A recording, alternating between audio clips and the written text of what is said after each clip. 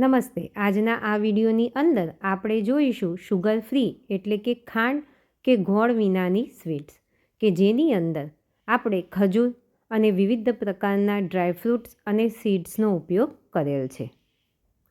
આ સ્વીટ્સ સ્વાદની અંદર અને સાથે સાથે ક્વોલિટીમાં એકદમ બેસ્ટ હોય છે અને બજાર કરતાં અડધી કિંમતમાં બનીને તૈયાર થઈ જાય છે. સાથે સાથે પ્રોટીન અને આયર્નથી ભરપૂર હોય છે. જો તમને મારો આ વિડીયો ગમે તો ચેનલને લાઈક, શેર અને સબસ્ક્રાઈબ કરવાનું ભૂલતા નહીં. તો ચાલો જઈએ કિચનમાં. સૌપ્રથમ અહીં આગળ મેં 500 ગ્રામ જેટલી ખજૂર લઈ લીધેલ છે અને સાથે સાથે વિવિધ પ્રકારના સીડ અને ડ્રાયફ્રૂટ મેં અહીં આગળ લઈ લીધેલ છે. સૌપ્રથમ બનાવવા માટે એક કડાઈની અંદર મેં 1 ચમચી જેટલું ઘી ઉમેર્યું છે. તેની અંદર બદામને આપણે ધીમા તાપે સાતળીશું. ત્યારબાદ તેની અંદર કાજુ ઉમેરી લઈશું.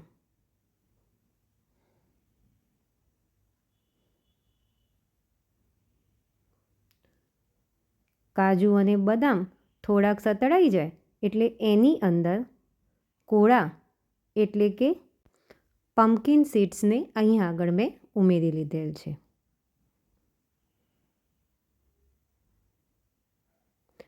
ત્યારબાદ તેની અંદર તરબૂચ એટલે કે મેલન સીડ્સ પણ આપણે ઉમેરી લઈશું.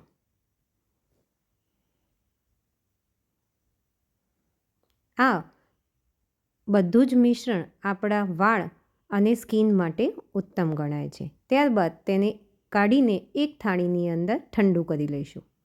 આ જ મિશ્રણથી મેં અગાઉ એક સ્વીટ્સ મારા ચેનલની અંદર મૂકેલ છે. હવે તેને અધકચરા આપણે કતરી લઈશું.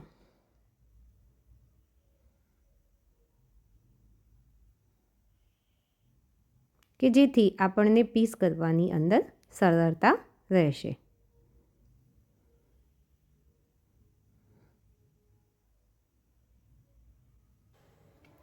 હવે ચમચી જેટલું ઘી ઉમેરીને એની અંદર આપણે ખજૂરને ઉમેરી લઈશું.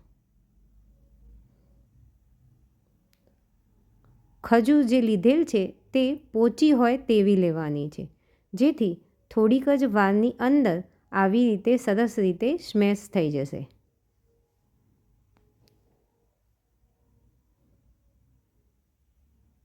આ રીતે ધીમે ધીમે મિક્સ કરી એકદમ સરસ મિશ્ર થઈ જાય ત્યાં સુધી આપણે તેને ધીમી આંચ ઉપર મિક્સ કરવાનું છે.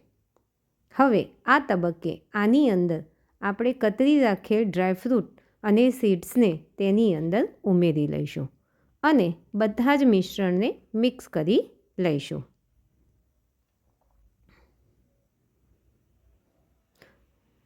તમે જોશો કે થોડીક જ વારની અંદર ખજૂર, ડ્રાયફ્રૂટ્સ અને સીડ્સવાળું આપણું આ મિશ્રણ સરસ રીતે એકબીજા સાથે મિક્સ થઈ જતું જોઈ શકાય છે.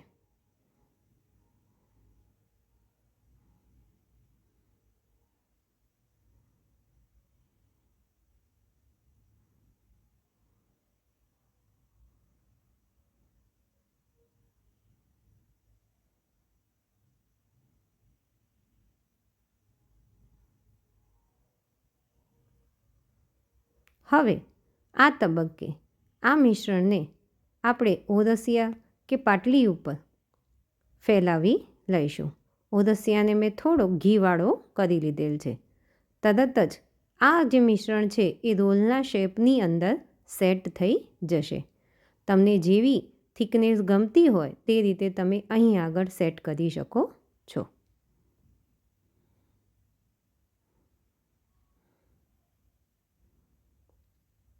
અહીં આગળ મેં થોડા પ્રમાણની અંદર ખસખસ એટલે કે પેપી સીડ્સ લઈ લીધેલ છે.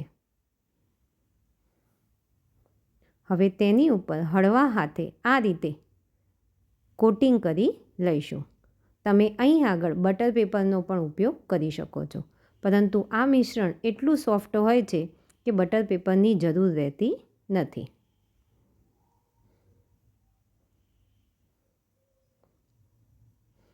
આ રીતે સમગ્ર રોલને આપણે ખસખસ વડે કોટ કરી લઈશું. આ મિશ્રણ ખૂબ જ સોફ્ટ હોવાથી તેને કટ કરવામાં તકલીફ પડે છે.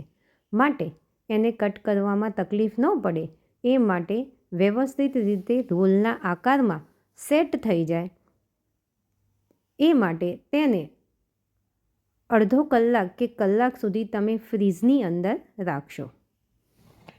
હવે આ રોલને કાઢી લઈ મેં ચપ્પા વડે કટ કરી રહી છું. તમે જોઈ શકો છો કે કેવા સરસ રીતે આના પીસ તૈયાર થઈ ગયા છે.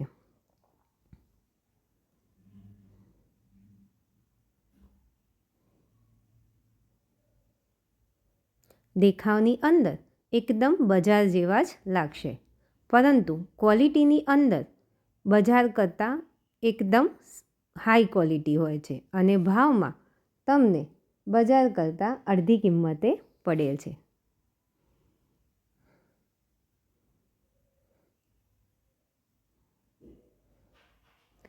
આ રીતે તમે કોઈ પણ મીઠાઈના બોક્સની અંદર તેને મૂકશો અને કોઈને સર્વ કરશો તો કોઈને પણ ખ્યાલ નહીં આવે કે આ તમે ઘરે બનાવેલ છે.